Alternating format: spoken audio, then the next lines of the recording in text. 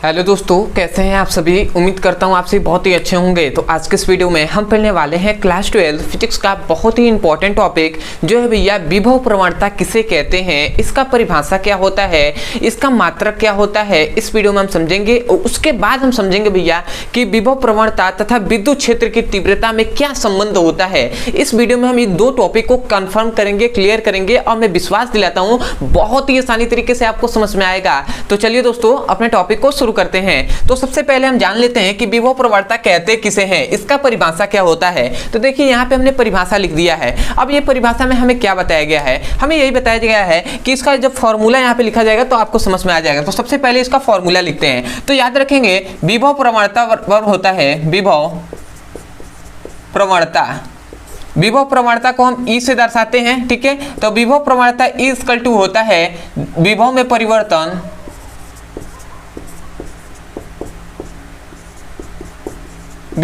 परिवर्तन बटे क्या होता है दूरी में परिवर्तन।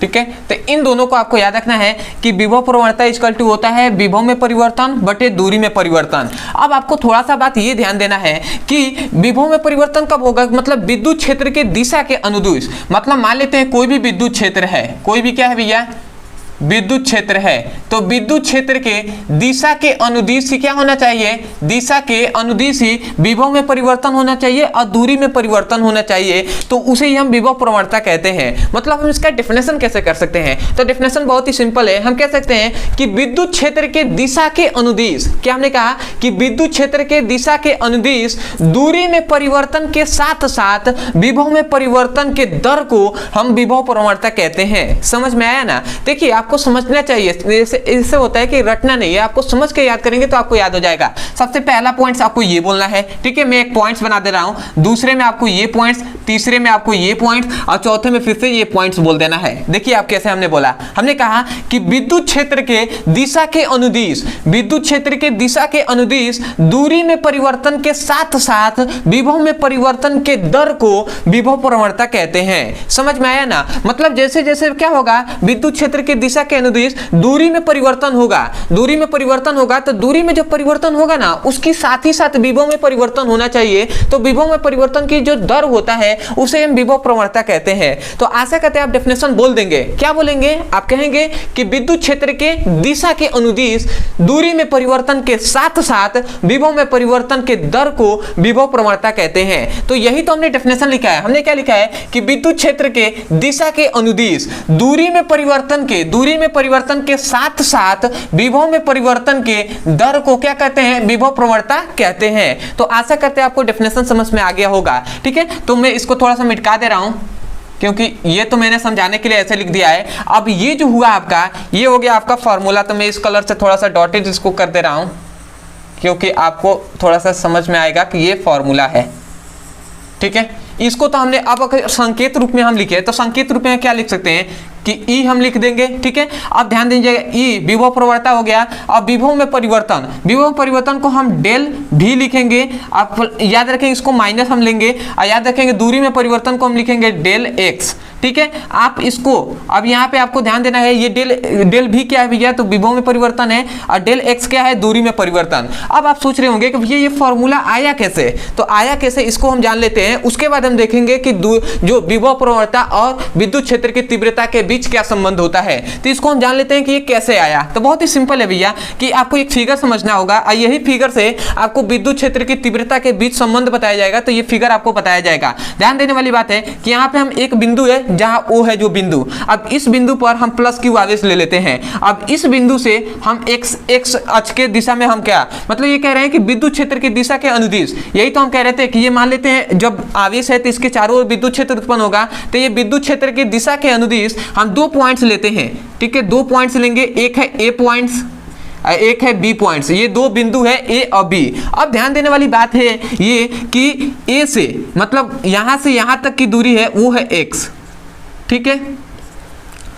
O से A तक की दूरी है x और याद रखिए A से B तक की दूरी है क्या है भैया, डेल x, ठीक है, इतना बात आपको याद रखना है। ओ से ए तक की दूरी x है और ए से b तक की दूरी है डेल x। अब यहां से मैं यहां तक की दूरी आपसे पूछ लूं तो आप क्या कहेंगे भैया, कहेंगे x प्लस डेल x कहेंगे ना, x प्लस डेल एक्स। भैया जब दोनों को जोड़ दिया जाएगा, इसको जोड़ दिया जाएगा तो यहाँ से यहाँ तक की जो दूरी है वो निकल जाएगा, तो हमने जोड़ दिया है सामान्यतः ऐसे ही। अब ध्यान देने वाली बात यह है कि ये जो बिंदु है ना, इस पर जो विभव है वो v है। क्या है, ए बिंदु पर विभव है v, और यहाँ पर b बिंदु है, इस पर जो विभव होगा वो क्या हो जाएगा, v माइनस डेल v हो जाएगा।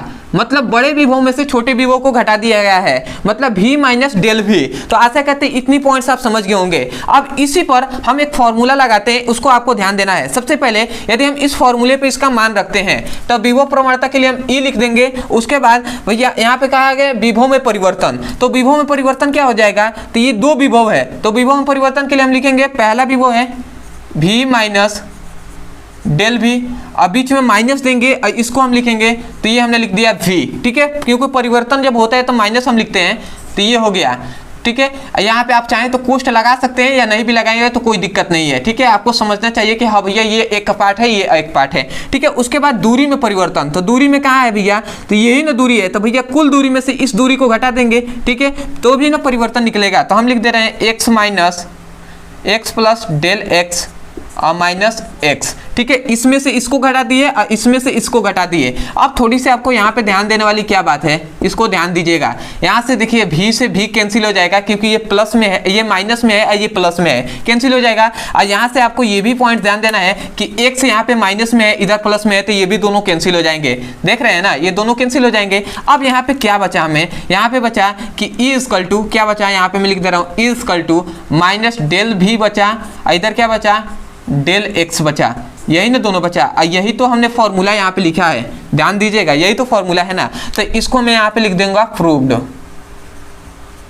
ठीक है, क्या हमने लिख दिया, प्रूव्ड। अब सबसे पहले आप इसके स्क्रीनशॉट ले लीजिए। उसके बाद हम देखते हैं कि विभव प्रवणता तथा विद्युत क्षेत्र की तीव्रता के बीच क्या संबंध होता है और इसका मात्रा क्या होता है। तो सबसे पहले स्क्रीनशॉट ले लीजिए। तो आशा करते हैं दोस्तों आपने अच्छे से स्क्रीनशॉट ले लिया होगा। तो अब हम देख लेते हैं कि विभव प्रवणता और विद्युत क्षेत्र की तीव्रता के बीच क्या संबंध होता है। तो बहुत ही आसानी तरीके से आपको समझ में आएगा। इससे पहले मैं बता दूं कि यदि आपको समझ में आ गया है तो सबसे पहले तो अभी चैनल को आप सब्सक्राइब कर दीजिएगा। ठीक है, क्योंकि बाद में आप कहीं भूल जाएंगे तो थोड़ा सा वो हो जाएगा, दिक्कत हो जाएगा। ठीक है, तो चैनल को सब्सक्राइब कर दीजिएगा और हो सके तो हमें कमेंट सेक्शन में जरूर बताइएगा कि आपको वीडियो कैसा लगा। अगर आप मतलब अच्छे से आप पहले अगर समझ जाइए इसको, उसके बाद यदि समझ में आता है तो उसको आप बता दीजिएगा। चलिए तो देख लेते हैं। तो अब हमें क्या देखना है, हमें देखना है, मैं यहाँ पे लिख दे रहा हूँ, क्या हमें देखना है, हमें देखना है कि विभव प्रवणता तथा विद्युत क्षेत्र की तीव्रता में संबंध, विद्युत क्षेत्र की तीव्रता में संबंध देखना है, रिलेशन देखना है कि इनमें क्या रिलेशन होता है, क्या संबंध होता है। तो बहुत ही आसानी तरीके से आपको समझ में आएगा। थोड़ा सा मैं इसको डॉटेड कर दूं क्योंकि आपको समझ में आ जाए। अब आपको कैसे, तो ध्यान देना है, ये जो हमने फिगर बनाया था यही वही फिगर है। ठीक है, परंतु बस इसमें एक आपको कार्य करना है कि जो बिंदु बी है ना, इस पर आपको एक Q0 आवेश लेना है। क्या लेना है, Q0 आवेश एक ले लेना है। ठीक है, अब इस Q0 आवेश पर हमें सबसे पहले बल की गणना करना है कि Q0 आवेश पर कितना बल लग रहा है। तो हम यहाँ पे लिखेंगे, क्या हम लिखेंगे, हम लिखेंगे कि Q0 आवेश पर लगने वाला बल। ठीक है, Q0 आवेश पर लगने वाला बल। तो भैया जो बल होता है, बल इक्वल टू क्या होता है, बल इक्वल टू होता है E इंटू क्या हो जाएगा, Q0 हो जाएगा, E इंटू Q0 हो जाएगा। क्यों से हो जाएगा भैया, हमने पढ़ा है विद्युत क्षेत्र की तीव्रता हमने पढ़ाया था, तो E इक्वल टू बताया था हमने, क्या बताया था, F इंटू Q0, ये हमने फॉर्मूला बताया था। तो हमने केवल क्या किया है, हमने इसको यहीं पे F को इधर रहने दिया है यहीं पे, और इस Q0 को हमने इधर भेज दिया है, तो इधर भाग में है, इधर आके गुणा करा दिया, तो F equal to E into Q0 हो जाएगा। वही तो यहाँ पे हमने लिखा है। तो ये विद्युत क्षेत्र से हमें क्या मिला है, फॉर्मूला मिला है विद्युत क्षेत्र की तीव्रता से। तो आशा करते हैं आप समझ गए होंगे कि बल equal to E into Q0 हो गया। अब आपको थोड़ी सी ध्यान देने वाली बात है, ये तो हमने सबसे पहले निकाल दिया कि Q0 पर कितना बल लग रहा है। उसके बाद अब हम दूसरा पॉइंट्स में क्या निकालेंगे, दूसरे हम पॉइंट्स में निकालेंगे कि ये Q0 है ना, Q0 को बिंदु B से A तक लाने में किया गया कार्य। तो हम लिखेंगे कि बिंदु मतलब Q0 को क्यू नॉट आवेश को बिंदु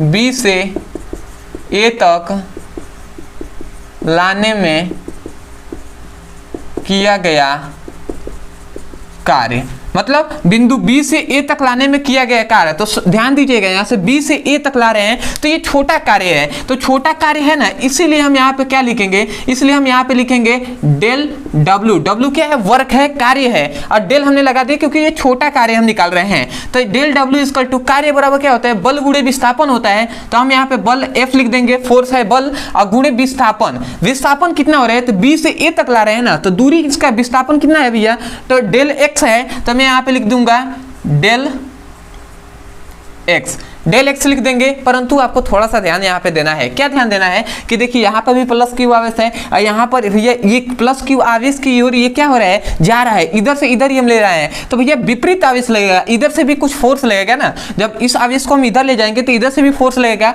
तो ये विपरीत आवेश होने के कारण इस पर क्या लगाएंगे भैया, यहाँ पे हम माइनस लगा देंगे। क्या लगाए हैं भैया, माइनस लगा दिए हैं। आशा करते हैं समझ गए होंगे। अब आपको थोड़ा सा यहाँ पे ध्यान देने वाली बात है कि ये जो एफ है ना, इस एफ के मान को, इस एफ के मान को यहाँ पे हम पुटअप कर देते हैं एफ के जगह पर। तो हम रखेंगे तो क्या रखेंगे, यहाँ पे लिखेंगे डेल डब्ल्यू, और यहाँ पे एफ के मान को हम यहाँ से लिखेंगे तो Q into E into Q not हो जाएगा, ठीक है। और यहाँ पे फिर से हम गुणा का चिन्ह लगा कर क्या लिख देंगे, डेल एक्स लिख देंगे, माइनस डेल एक्स। ये हो गया। अब आपको थोड़ी सी ध्यान देना है, यहाँ से ये जो क्यू नॉट है ये गुणा में है, इधर आएगा तो भाग कराएगा। तो यहाँ से भाग जब कराएगा तो हमें क्या मिलेगा, यहाँ से मिलेगा del W by Q naught. यह क्यू नॉट मिल गया, थोड़ा सा मैं अच्छे से लिख दूं, क्यू नॉट मिल गया। इधर क्या बचा, E into minus del x बचा, ये बचा।